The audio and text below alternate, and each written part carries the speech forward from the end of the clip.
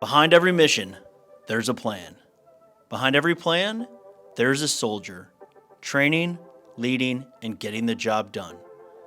This is the Kentucky National Guard's G3 podcast, where we share the stories, lessons, and leadership that keep our Guard always ready, always there.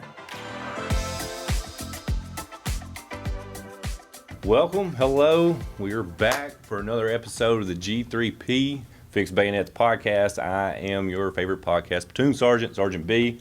We're here. First, let's talk about the weather here in Kentucky. We know how it is. We're in Frankfort, Kentucky. Beautiful weather outside. The sun is shining. The grass is tearing everybody's allergies up, but it'll probably snow next week. But as right now, we'll take it. Hope you're doing well.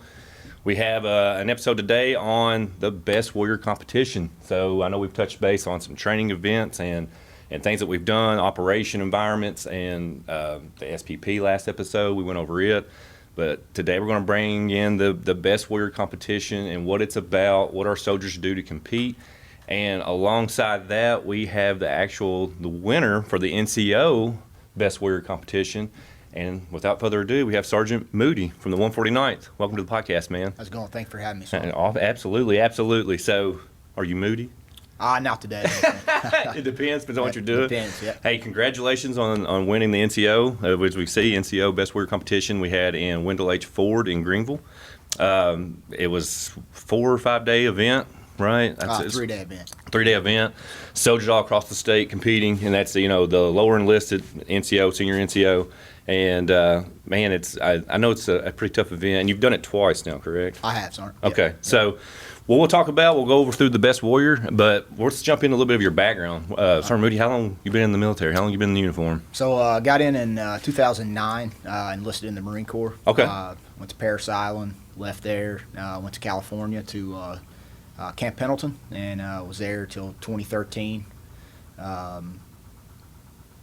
That's had about a 6.5 year break in service, and then in 2019 decided, hey, owned a CrossFit gym, just kind of wanted to, had a few buddies that were in the Guard, and I was like, man, I'll do this. Yeah. And so I got in 2019 and ended up, one of my sergeants there at Alpha Company, he was like, man, I could use you on some ADOS orders. So Didn't know what ADOS was? didn't know what that was. It was kind of a new lingo to me, a lot of the Army, lingo, and so he was like, hey man, I could use you on ADOS orders. So got on ADOS orders, was still running my gym, and a couple months into that, Sergeant Sparks was like, he'd kind of explained it to me about, I guess you call it guard bumming. Yeah. Stayed on ADOS orders for a year and decided, hey, I'm gonna kind of go full time at this and do this guard bum thing, and ended up, selling my gym and just kind of honestly been on orders ever since. Got off orders with, Sergeant Sparks. He's a huge mentor to me. Got on, finished those orders and then got on COVID orders. Mm-hmm. And then right after COVID orders, we moved to Africa. Got back and then ended up going up to Camp Atterbury and was an OCT up there for Operations Group Wolf for about 1.5 years.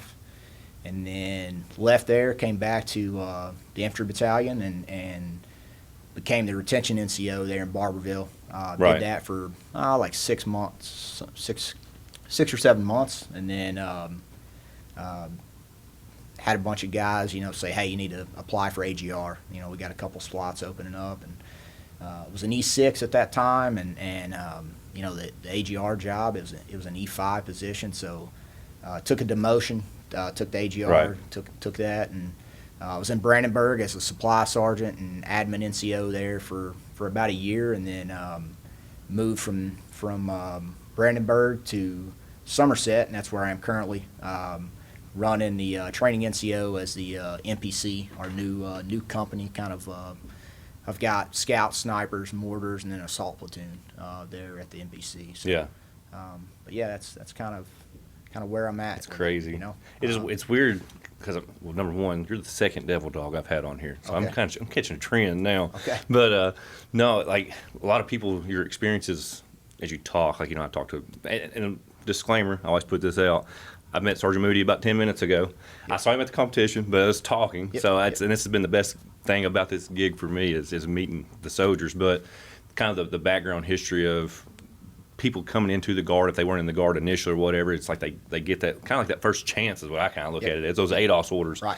And it was the same thing for me. That's how it worked for me. And you kind of see that opportunity. And then when these soldiers kind of get on ADOS, they kind of say, hey, this might be for me, right? You start doing it, you're bouncing around these orders, guard bumming, the term that we've always used, So, and then you kind of get good at different things and like, hey, I kind of enjoy this, and then it leads into another lifetime adventure or something. So, I mean, it's been a couple people, that's myself included, that kind of went that same route of how you came into the AGR program. So, I mean, that's awesome. So, fit dude, did the CrossFit thing? Yeah, I enjoyed it. I did that, and once I got out of the Marine Corps, I actually moved up to Seattle and was working for a guy, Dan Cirillo, former Navy SEAL, and he passed away a few years ago, but huge mentor to me, and I worked for him for a couple years there in Seattle, running his CrossFit gym, and I was like, dude, I'm out of here. I'm gonna move back to Kentucky, be close to family, and kind of go my own way, and he supported that, just kind of, but I enjoyed it, but like I said, I kind of missed that brotherhood, and that was one reason that kind of led me to get back in, right. And didn't really think at the time that I'd want to go back full time, but I always kind of joke and say, it's kind of like the best kept secret in the Guard is ADOS or AGR. Right. So. Yeah. And you're probably like me. You encourage it with your younger soldiers and stuff. You get these high-speed kids, and it's like, hey, man, what are you doing in life? This position's opened. And I've seen that work as many times, too. As you talk to these soldiers that you're mentoring, and it's like, man, you need to apply for this or just keep applying, right? Because it's something that it takes care of you. It's a career path. It's, I enjoy it. I definitely enjoy being in the uniform. It's like you said, that brotherhood and stuff to it. So and meeting people. So I do enjoy that part of it. But have you always been with the 149th since you've been in the Guard? I have. I took a position at the RTI at Wiffertech for about 10 minutes, and then an E6 position out there, and then ended up coming back to the Infantry Battalion. Yeah. About 10 minutes later, I guess. So that was. And just kind of came into it then. Yeah. Yep. Yeah. Have you noticed anything as far as what was you doing in the Marines? Was you? I was a Stinger missile gunner. Okay, Yep. that sounds badass. It was fun. It was a good experience. Yeah. Yep. Did you notice the difference in training though once you got into the Guard? From I know active duty, I mean you're doing it 24/7, 365, but as an M-day soldier, that those training events, is it? I think in the Guard, everyone that's in the Guard that has those IDT weekends, they know that we're expected to put a lot into a couple of days. Right. Where on the active duty side, you're doing that every day, so it doesn't feel like you're overwhelmed with that training. Just because you're doing it every day, you're not expected to complete all these tasks in 3 days. Right. So that first weekend of, hey, we're going to get in X, Y, and Z, where on the active duty side it might take you a week in the field to knock that out, right. and they're expecting it in 2 days. Yeah. So it's just that was kind of a something to kind of open my eyes of like, hey, like this, when you come to drill, they expect you to, it's not, you always hear people saying, hey, just sitting on my phone, leaned up against the wall in the drill hall, and it's, right. And it might be like that some places, but I know at the Infantry Battalion, it's far from that. I think that's something we always talk about too, as far as that's what makes it unique, right? I mean, civilian soldiers, it's amazing what these soldiers do. Yep. Like I said, we've covered this before. They're plumbers, doctors, nurses, all walks of life, and they show up that once a month, and it's like, hey, we got to perform, but there's a million tasks to get done. There's training events, your Army Warrior tasks you need to do. Right. We got to stay proficient. We got to be ready to win the nation's war. So it is. They come in, and you hear about that, and it's like, no, we got to get after it. And it is amazing watching those soldiers come in. I mean, they're coming in off 60-hour work weeks, right. And they're putting that uniform on. They're showing up, and it's like, hey, let's get this stuff done, and putting them to work and getting the task done. And to me, it's amazing. I think that's what makes the Guard unique. So.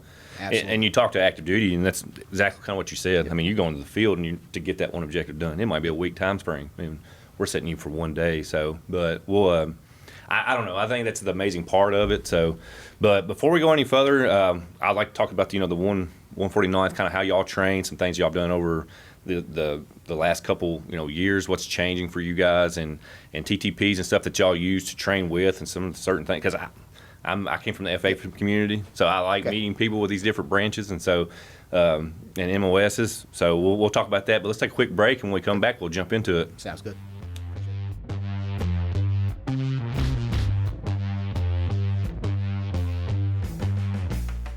Welcome back to the G3 podcast, Fix Bayonets. Today's episode, I'm going to look at this paper, and actually ain't nothing on there about this, but let's give a shout out to our sponsors.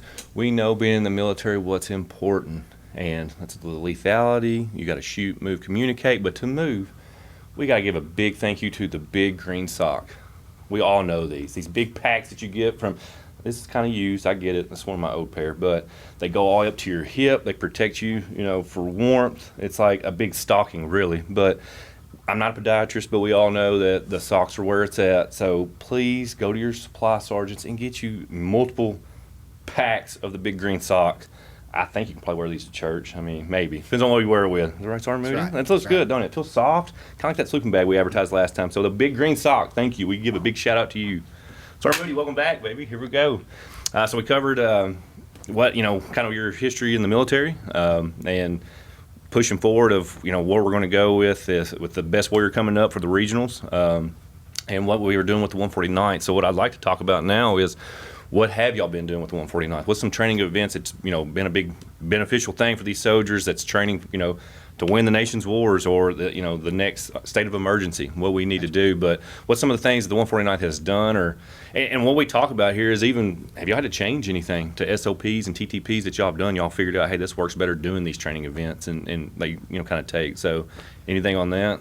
Yeah, we've actually in the past, this past FY, had a whole lot of changes, to be honest. Kind of changed it up to where we not disbanded our Delta company, but basically took our Delta company and made it an MPC, multi-purpose company. Right. So now there, instead of having the scouts, snipers, and mortars at the detachment in HHC, now we're with that MPC. So it's got scouts, snipers, mortars, and then an assault platoon. Assault platoon's still doing their kind of Delta company, trucks and tows and things like that, heavy guns. And then as far as our line units go, our line companies, the past several months, still making sure on IDT weekends we're hitting those Army Warrior tasks, M4, M17 quals, any kind of machine gun quals that we need to knock out. And then also incorporating the new ISVs into our training, making sure that everyone's kind of spun up on those, getting qualified to drive those as we work into JRTC and get ready for that. And those are infantry squad vehicles, correct. Right? So that was like one of my first fieldings once I got up here. Okay. Very cool looking. Absolutely. But it looks like they would definitely be beneficial. Yep. But that was the thing, I think, with Colonel Monahan, the battalion commander, he was like, hey, we got this training going on these things. Right. And they're slick looking. So they're they're getting the opportunity to knock that out every time. So with that being said, we've drilled at Fort Knox last several months, just being able to get out there and just a lot more area to train and whatnot than kind of going to your home station or Disney Training Center. What is Fort Knox? Which one do you usually use a lot in the past? Before was it always Knox, or did y'all use different training locations? It depended. There was one year we used Disney Training Center there in Barville. We used that a lot. Yeah. Now you've still got the Bravo company that's there in Brandenburg, their detachment, and then main body. In Hopkinsville, they would come to Fort Knox just because it was closer. Right. But right. The majority of the units would kind of use an area around their home station to be able to train. Yeah. Usually Alpha Company out of Harlan and Middlesboro, they would come to Barville to Disney, and then Somerset guys, we would go there, and then as well as HHC there in Barville, they would just go over to Disney. And, right. Charlie Company, I can't think of the name of their training area there in Ravenna, but fairly close to Ravenna, they would utilize that training area a little bit. So like I said, used Fort Knox a lot this year. Kind of A lot of ranges. a lot of ranges. Yeah. We've have qual, whether it's M4, M17, 249, or 240. Our assault platoon, they've knocked out their gunnery for their toes and whatnot out on Llano Range. Previous 2 months. Our mortars, they've knocked out the Mortep, getting qualified for that. That way they can be able to shoot during the live fire at JRTC. That's kind Right. of one of the big things that Colonel Monahan wants us to have, that that availability to be able to utilize our mortars while we're down there. So Right.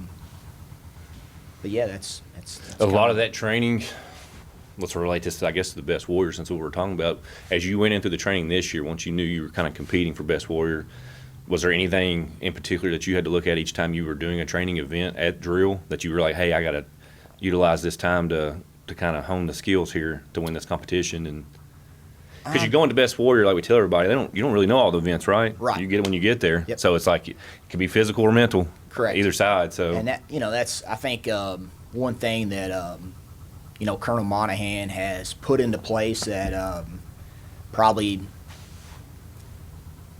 Colonel Penn, I know he had the same thing, and then definitely Colonel Simpson. It was shoot, move, and communicate. It was all but since they've left the battalion, there hasn't been a huge focus on, hey, I want guys to move with a ruck on their back every drill. So that's something that we've in the scouts and snipers, that's something that we do every drill anyway. But as far as across the infantry battalion, whether it's HHC, the medics, or it's your S1 or whatever, they've all got rucks on their back at one point during the drill weekend. Yeah. And Colonel Monahan out there doing the same thing. He's kind of leading from the front, him and Sergeant Major Lewis, and so that's kind of one thing that obviously at the Best Warrior, you're gonna knock out some sort of ruck march. I know in the past they've had some events to where they might move from event to event with a ruck on their back, or everything they've got. So I kind of knew that would be an event. Didn't really know the distance, but so I always made sure that I was wearing my ruck anytime I could, and then even on a daily basis or a weekly basis, I would get a ruck in. And then also you've got your different Army Warrior tasks, whether it's like doing your EIB events, assemble and disassemble a weapon system, so knocking those out when I got a chance, just kind of keeping those skills honed, and then also like working with the mortars or doing like call for fire. That's usually one of the events there. Right. So just kind of practicing and just keeping those skills kind of honed in. Yeah. Mortars 11 Charlie, correct? 11 Is that Charlie. MOS? Yeah.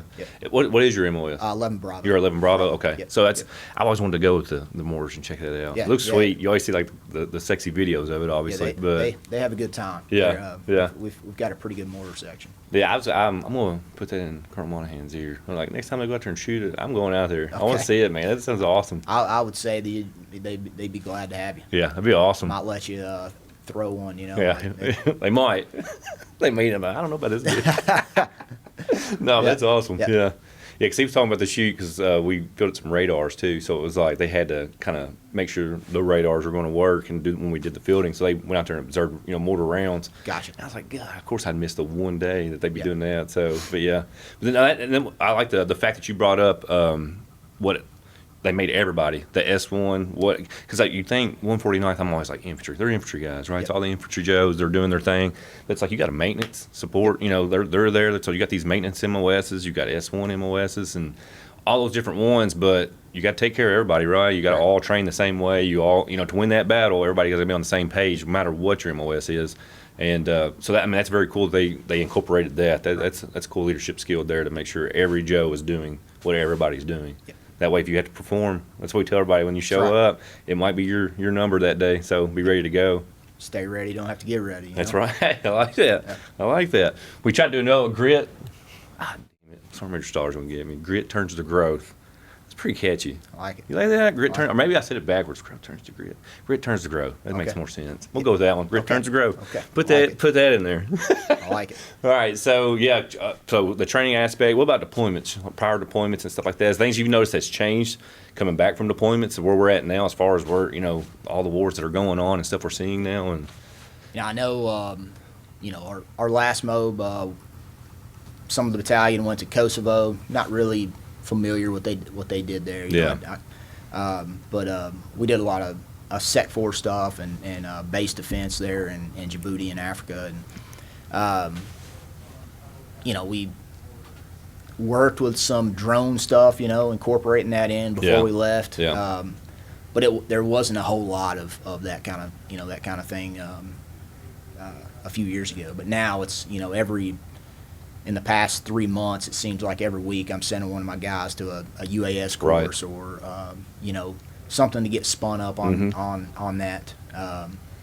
Is that not crazy? 20 years ago, you're not even really thinking about that so much as far as like the UAS stuff. Right. And look where we're at now. Yep. Like this is where we're at. This is the new warfighting machine here. Is this simple drone and what it can do and the damages and how do we protect ourselves against it, right? So it's that counter UAS and stuff. So. Yeah, so that's kind of the main thing that I think going forward, if there's any MOBs or whatnot in the future, I think that's going forward, that's one thing you're going to have have a lot of guys spun up on and utilize are those drones and the counter UAS courses and things like that, because like you said, that's where this war is going. Right. And you look at Ukraine or look at what's going on in Iran right now. It's that's basically typical. That's it. Yeah. But yeah, that's I don't know. Like I said, the training's ever evolving. Everything we're doing, and you start seeing it with whatever the equipment we're getting, and we've had episodes where we even talked about you got to sometimes use the equipment you got, and it ain't that we can complain about it. It's like you got to make it work, survivability and stuff like that. But another big thing is making sure you're training, and if you're in that squad leader row or whatever, is make sure your Joes are tracking and everybody's on the same sheet of music. They're lethal with their weapon. They're good at comms and some of those small things. They come in, big that hip pocket training. Everybody used to call it and think it was just covering white space. It's not covering white space. This is how we survive. This is how we operate. And sometimes it's just getting that radio out or getting that weapon system out and going over stuff. So, and I'm sure that's kind of the same with the 149th and the big rocks and the small rocks. So, correct. But yeah, and going in, you get some of these high speed guys that want to compete, or girls. I'm sorry. Yeah, you got these high speed soldiers. Correct. And we put on competitions, and then you kind of see those skills being shown. And I think that's a good thing too to see, is you kind of see where everybody's been training at and what they've been doing. So that's very cool. So let's do this. We'll go to another break, but when we come back, we're going to jump into the best warrior competition. Okay. We're going to kind of cover it. I want what's coming up for you for the regionals and some things that you went through in that week we did the best warrior competition down in Greenville. Okay. And we'll hit on events. We'll hit on the stuff that sucked, that kind of pushed you to your limit, and the things that maybe even been your favorite thing, even if it did suck, that it was like, hey, we got through it. Sound good? Yeah. All right, we'll be back.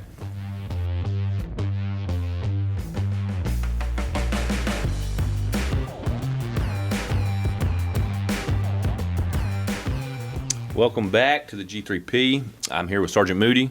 He was the Best Warrior Competition NCO winner for the 2026, I don't want to say games, I don't even know how to say it. It's just the competition, the Best Warrior Competition.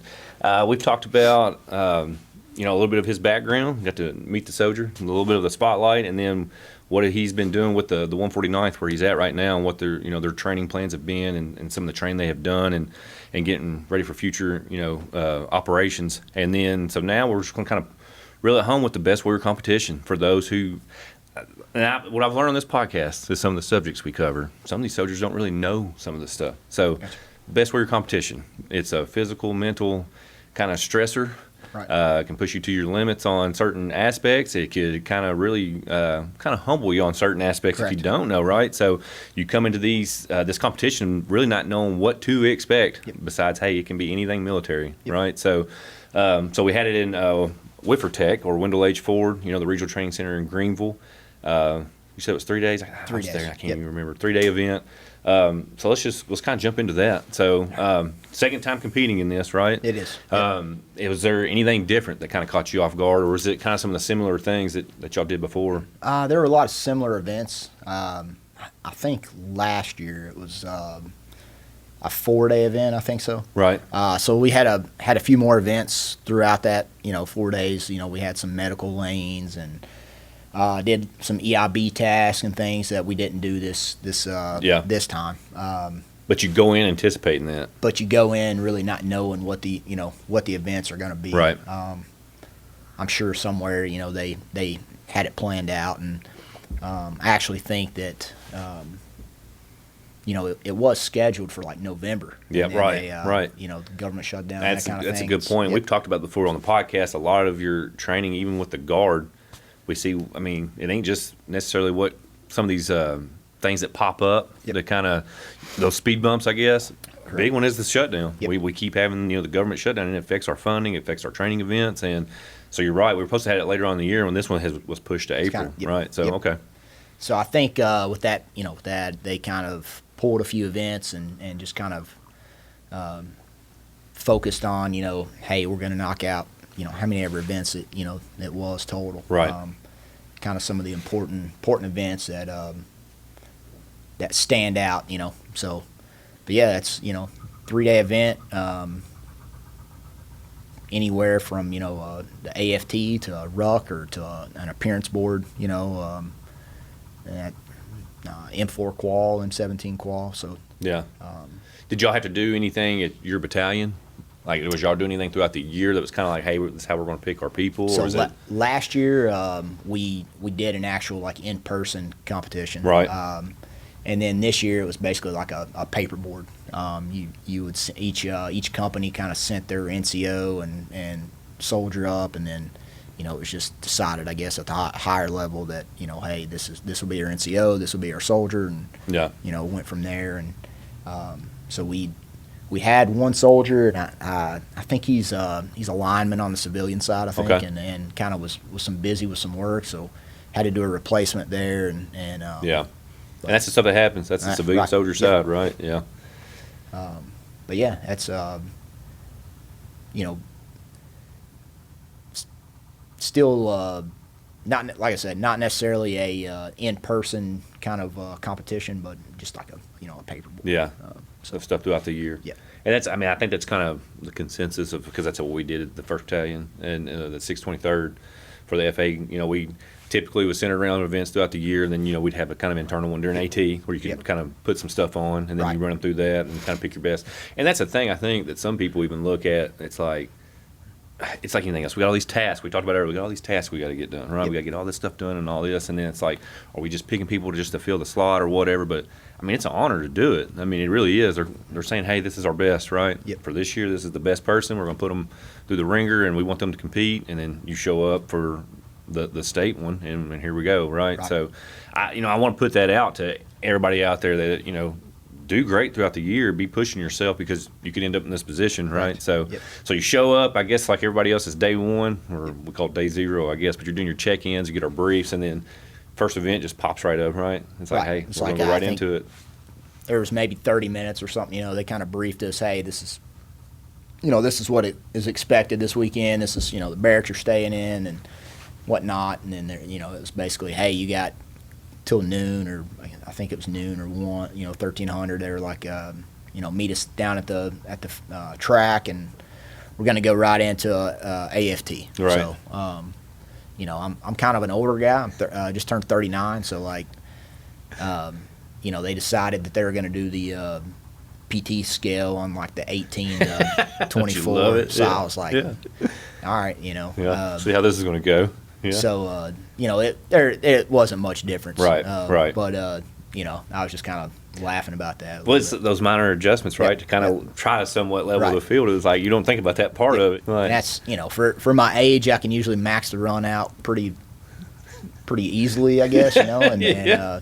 but I had to knock about 40 seconds off to be able to to do that for the young guys. Right. Well, does that put any kind of stress in your head going into it to win? You're just like, I usually get that max, but now if I don't, is this going to affect me right off the rip? You know, so a little bit. I think I kind of thought about it for a second, but then once you get through, the deadlift and start moving into the events, it's like looking around and kind of sizing the field up, right? Right, and then it's like, hey, just kind of that mentality of other soldiers around you, and you've got state sergeant majors out there, you've got 10 sergeant majors and these people there, so it's like all right, man, I gotta kind of lock in and having those soldiers there, that's going to make you push, or it should. It should, take a little bit of pride in it and push this. So. And that was the thing that I did notice, because it's my first time actually being down there to kind of,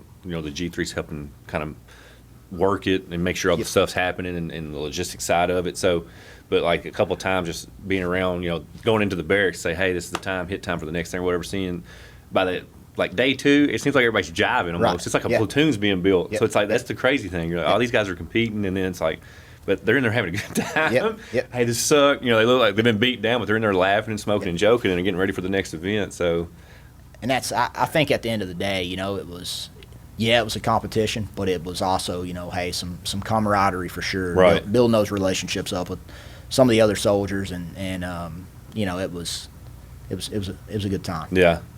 Well, and that's another thing about it. I think I heard, especially some of the junior enlisted that were competing, that some of the events are just like, I have no clue what this is, right? Right. I've been in 3 years. I haven't done any, because it can come from any kind of background, whether it be an infantry tactic or, FA or an MP, So you do these events, and some of them, they went in there and was like, I've never even seen that. Yep. But I gave it my best shot. I would just laugh hearing them because they were stressing about it, but like I walked in there and one thing was call for fire. I think that was one of the biggest things that I heard. It's like, I've never done that before. Right? That's we only had one one station for the call for fire, so it was taking forever, forever to knock out, and so we were all just kind of sitting in the hallway, and it was kind of funny, just kind of. Like you said, everyone there is competing. You're competing against the next person, but then at the end of the day, it's like, if this guy's never done call for fire, like, I'm going to help him out. Right. I'm going to, give him the tools to be able to complete that task. Yeah. But, that's kind of on him when he gets in there to be able to retain it and do it. But, we were all helping one another out, and that's cool. Kind of, hey, like, don't think about it too much. Just, this, and this, and go on with it. So that was, some of the younger soldiers that haven't done it before, that was just one thing that I think as an NCO and the other NCOs, we kind of tried to stress to them. It's like, hey, man, like, one event at a time. When it's over, it's over. Go on to the next one. Yeah. Like, that's cool to hear too, though. I mean, you're still mentoring as you're competing, as well as as an E6 or those buck sergeants and stuff like that. So, and helping them out to an extent, but showing them kind of it is what it is. Yep. You got to show up, you got to perform, and then we'll just kind of go from there. Yep. But that's kind of cool to hear. And this time we had one female competitor. Correct. So that was kind of crazy, right? I mean, I get it. I mean, hey, we're all competing, right? Absolutely. But I mean, she held in there, held her own too as well, and killed it. I mean, there was things I was like, dang, man, she's getting after it. And you kind of see those peaks and those lows throughout the competition once you go those, because y'all are going all day. And, I would see it on different faces and stuff, but that mentality is a good way to put it. You got your one shot, do it, and it is what it is at the end of it. And there were several. It's like, man, I should have done this a little different, maybe a little better. And there were some that was like, man, I didn't know I was going to do this great on this part of it. So it's a very kind of, they're riding a roller coaster. That it seemed like those whole 3 days of just competing. Right. So what was one of your favorite events? Is there one in particular that you remember that you like doing? Like you even brought up, there's an appearance board, right? Yeah. So I mean, there's different things you're doing throughout the event. So I would say land nav. Honestly, it's like, hey, I was kind of talking to Colonel Simpson about this, and was like, hey, sir, I know you're in charge of this place out here, but like, you need to do a damn controlled burn on this, on this training area. It's like, so we last year when we did land nav, we did it was all at night. Right. Start at night. Yeah, got you. Went through and it was, I came out of there and had, ripped my pants, and it was, it was just thick, Yeah, and, So I think, you know, I got all 5 points last year, and I think me and Musgrove, he was our soldier from the Infantry Battalion. He actually won Soldier of the Year last year. Gotcha. And you know, I came back, had like 8 minutes to go, and Sergeant Major Lewis was like standing in the road, and he was like, "Dude, what are you doing? And, you know, like, where have you been?" And he's like, "Everybody else is on the bus." And you know, I was like, I don't know, Sergeant Major. Like, I just, you know, I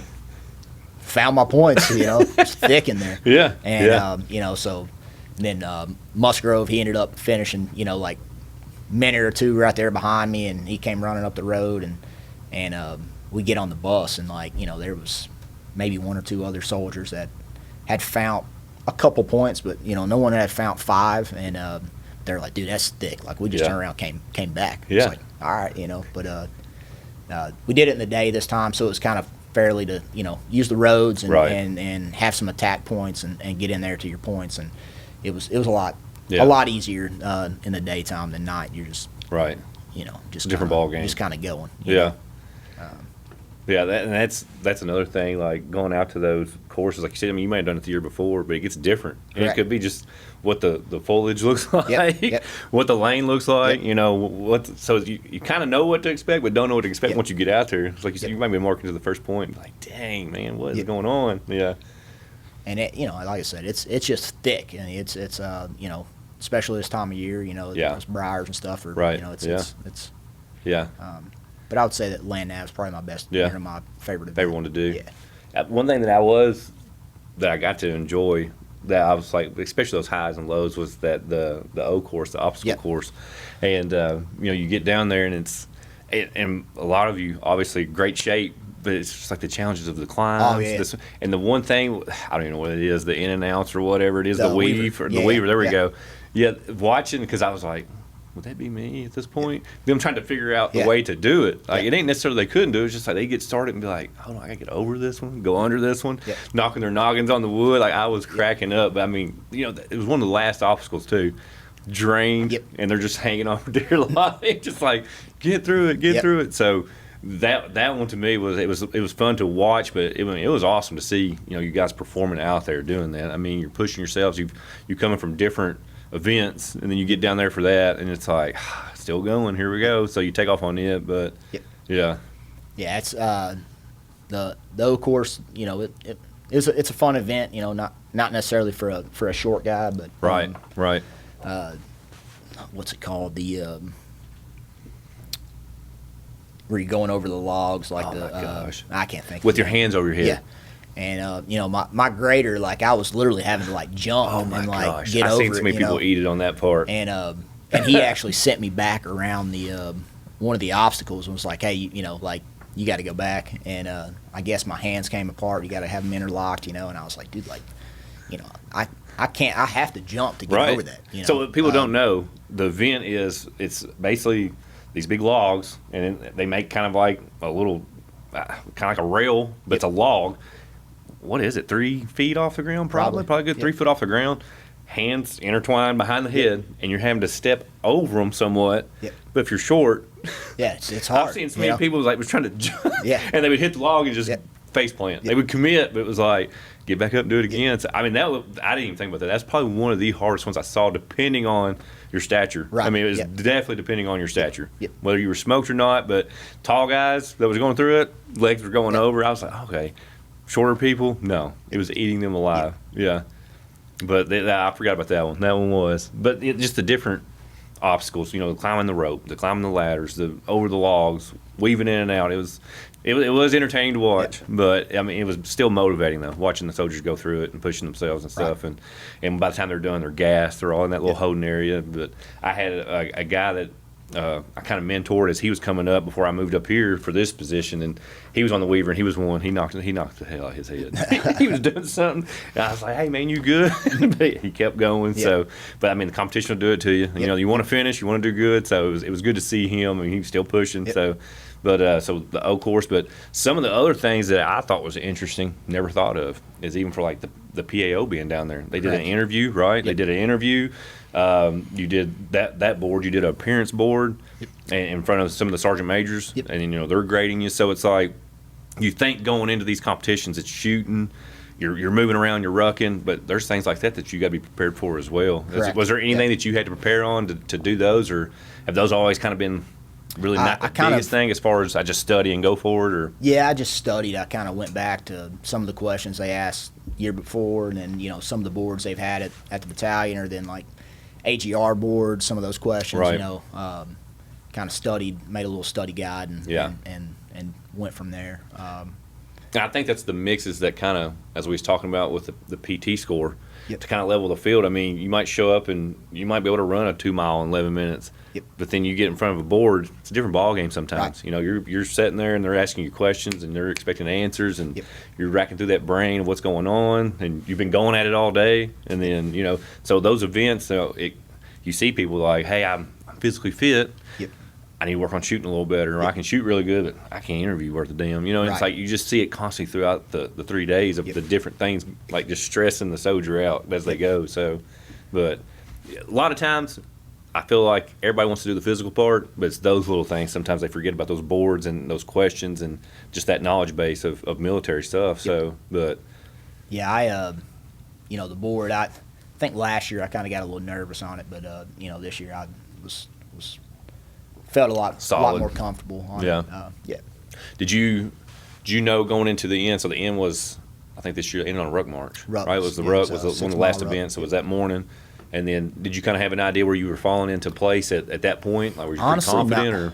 Honestly, no. Just kind of throughout the weekend, I kind of thought like there were 3 or 4 of us that were, pretty close. Really didn't know like what their scores were or anything. Right. There was another NCO. I think he had like, I didn't know what he had on the AFT as far as a score. Because they're not sharing that information, right, right? they're not- Nobody's knowing yeah. what you scored or anything. And so. you're really not, you're really not talking about it. Honestly, the only event I think we talked about was the call for fire, and then like land nav. Right. Hey, I got X amount of points on call for fire, and I got 4 out of 4 on land nav or Right. whatever. But the AFT, like I was, no one was asking like, hey, what'd you get on deadlift, or what'd you, it was just like you would see them do those events and was like, hey man, that guy, he did well on that event, but like. One of the NCOs, I think he ran like an 11-13 2 mile, and I was like, well, shit, like he's beat me on this event, you know, and but I think at the end of the day, my score was higher, right. but he crushed that. That was kind of in my head all weekend of, hey, he beat me on that event. I didn't know, and then I knew he did well on the O course. Very cardio free. Yeah. And then he ended up with like a 40-some minute, like 42-minute 6 mile ruck or something, And me and him, we took off out of the gate, and I looked at my watch, and we were running like an 8:40 pace for like the first mile and a half. And I looked, This is rucking. Yeah, and my heart rate was like 197, and I was like, dude, like I gotta. This is insane. Yeah, I was like, I gotta slow down. And I was like, hey man, you can have this. And I just kind of kicked it back and was like, all right, But still in your mind, you had a goal though. I have to hit this time, you know. Yeah. And I was, my goal was just, hey, 60 minutes or under like that. And, right.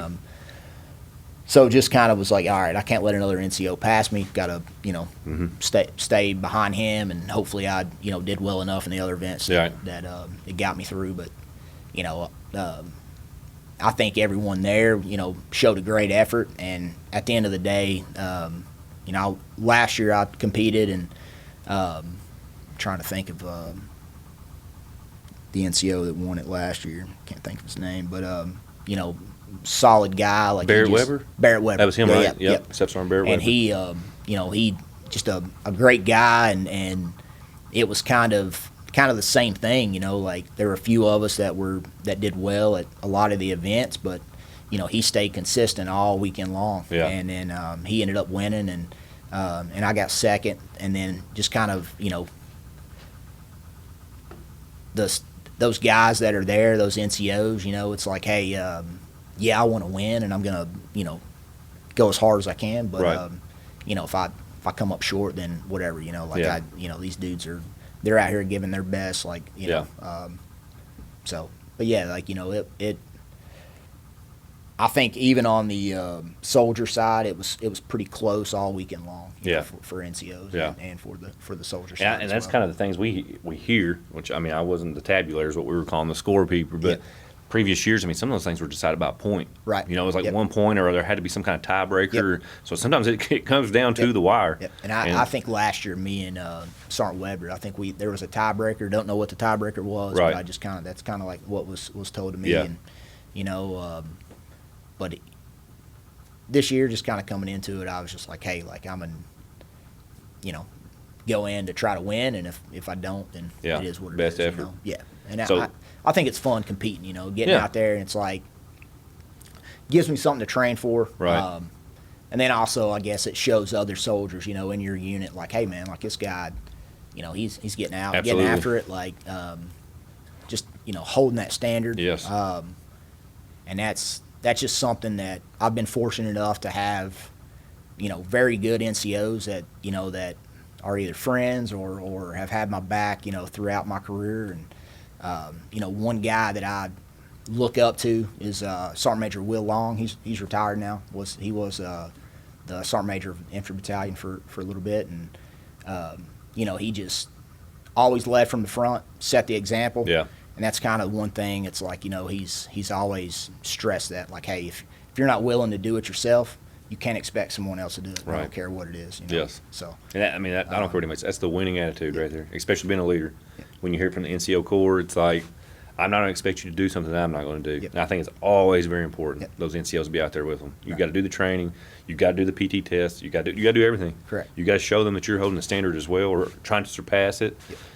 And for some of us, it's I'm competing with you too. I ain't going to let you beat me. I'm the old man, but I'm going to give you my fight, right? And I think that's what's respected, and it really shows up, and that leadership pays off that way. Yep. Yeah. And that's you know what they kind of joke with me in the scouts there. It's like, you know, like your grandpa, man, you know, like, but it's like, hey, dude, like, you know, this past XCTC, I think in like 3 days we moved like 44 miles or something like that, shit. you know, in 3 nights, and it was pretty much moving all night long. And you know, there were times that I got frustrated and was like, you know, had some guys, you know, kind of slowing up, Right. falling back, and it's like, dude, like, you know, pick it up, let's go. Grandpa's you know, like, keeping up now. Like you're 20 years old, Exactly. man. And so, you know, I think that that's kind of what keeps me after it, you know, just kind of trying to keep up with the young guys. You know? That's awesome. Yeah.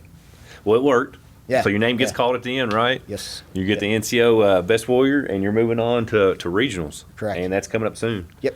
End of April. I'm not going to say the dates. Sergeant Major's done changed the date times, but so you're like a week or two out now. Right. Have you been doing anything to prepare for this one? Like. Yeah, so they you know, they kind of pushed out the MOI and was basically like, hey, you know, they didn't tell us necessarily all the events, but gave us a kind of an idea of some of the events. And, Right. and a lot of them are kind of like the ones we did at the state level. And but the last event at the regionals will be the Norwegian Ruck. So just kind of, you know, it's 18.6 miles. I think it's only like a 25-pound ruck. But, Right. You know, Quick time though. Yeah, you're quick on. time. You know, you're on your feet for that amount of time. It doesn't matter Yeah. if you you got a ruck on or not. Like Right. That's a pretty good amount of distance. So I've just kind of been putting a little bit more time on my feet with the ruck on, or you know, Green socks. green socks, and so I just you know, just where we're going into the state, I would ruck maybe once a week. Right. Now I've kind of been adding, you know, 1 or 2 other days to that, and some longer rucks. And but yeah, that's looking forward to it. Hopefully some good weather where we're going. Right. And, Butner, North Carolina. Camp Butner. Camp Butner. Am I saying it right? All right. She had wrote that down. So Stem, North Carolina, okay. I think. That's right Region 3 that you're competing in. Correct. So, Yep. okay. So the Soldier of the Year, I think he's going out there as well. Right. So hopefully, you know, kind of bring something back for Kentucky. You got this, know. baby. I'm behind you, Sergeant Moody. You I got this. appreciate it. But excited though. Yeah. Still yeah, excited yeah, about it. Yeah, it'll be a good time. Good Yeah. experience, you know, and then just, you know, it's just like going to a military school. You know, you go there, you might not know somebody, and you at the end of the week, it's like, hey man, like everybody, just like you said at the barracks, you know, in a 3-day event, it's like you come in there day 2 and everybody's, you know, buddies and you know, fist bumping and helping each other out, you know, and so just kind of looking forward to it. That's awesome. And, well, I mean, for sure, for the state of Kentucky, man, good luck with this. I appreciate it. We'll be rooting for you. I know you can do it. I know it'll be stressful, but It'll be a good kill time. it. Yeah, you look like you're going to kill worth it. That's a great attitude to have. So, but I mean, while we're sitting here, I mean, for the soldiers that don't know, I mean, Sergeant Moody, competing, but talking about all the other competitors. If you don't know Best Warrior, get with your readiness NCO or your unit, and make sure. I mean, you're pushing yourself because I challenge the NCOs. You have those soldiers that can compete. So, make sure you're in line with them throughout the year and say, hey man, this competition's coming up. I would like for you to do it. And to me, that's just, I mean, it's an honor to do it. It's a morale boost for yourself when somebody picks you like, hey, you're the guy or girl that we want to compete in this, and we want you to do this. So I want to put that little plug in. That way, soldiers know they're listening or watching that. Hey, this is an every year thing. We got another one coming up, for the Best Warrior for 2027. So we'll have another competition, right. And it's a good way to push yourself, learn different tactics, and learn stuff that you might need to work on. Right. Everything you're thrown into the fire. Yep. So that's I mean, being that NCO, you got soldiers that do want to go. It's like they're not going to throw anything just off the wall at you. It's something that at a that 10 level task or your Army Warrior task EIB, right. like you're knocking out some sort of task within those the realm of those things, and it's something that every NCO should be able to teach their soldiers. Right. Like, hey, this is how you read a map. This is how you zero your M4. Right.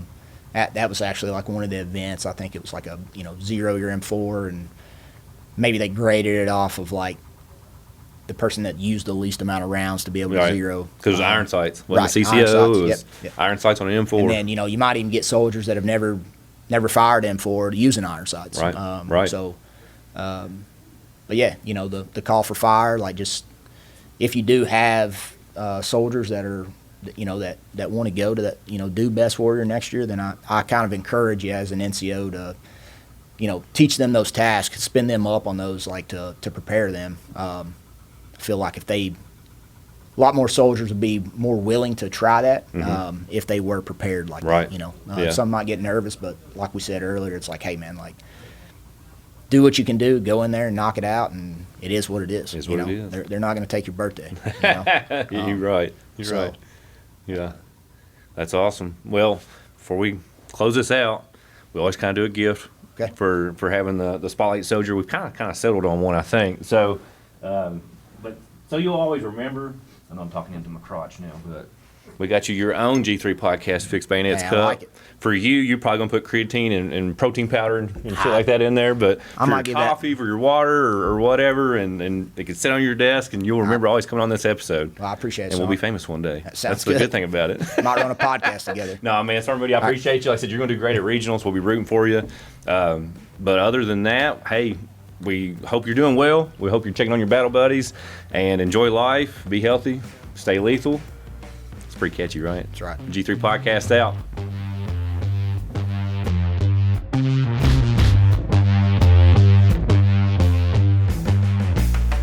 Thank you for joining us on the Kentucky National Guard G3 podcast, where we bring you the voices and stories behind the mission. Stay connected, stay ready, and we'll see you on the next episode.